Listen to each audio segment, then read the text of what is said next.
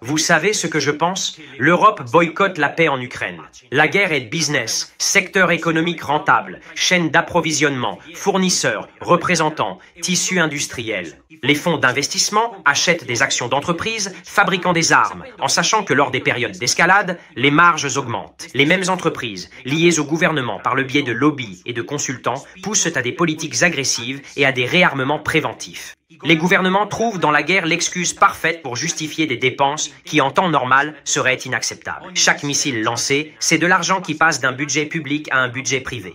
Chaque char d'assaut produit est une commande payée avec les impôts des citoyens qui, au mieux, n'en retireront qu'un vague sentiment de sécurité et de protection. La paix, en revanche, interrompt le flux d'argent et de pouvoir que seule la guerre sait générer.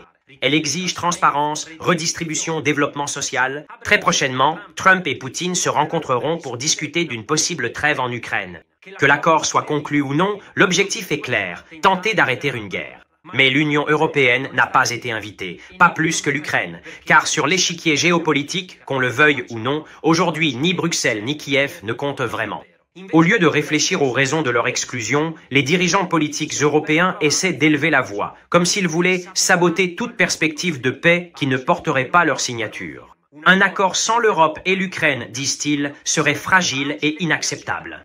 En réalité, l'intérêt de l'Union européenne à prolonger le conflit est évident.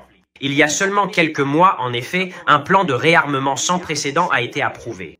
Un déluge de milliards qui, officiellement, servirait à se défendre contre une éventuelle agression russe. Une hypothèse folle, sans aucun fondement. En pratique, c'est une façon de subventionner les industries de l'armement européennes, surtout allemandes et françaises, en soutenant des économies qui, autrement, échoueraient lamentablement. Mais il ne s'agit pas seulement d'économie, c'est aussi une stratégie politique. La peur de la guerre, la tension constante, alimentée quotidiennement par des médias complaisants et serviles, deviennent un instrument de contrôle.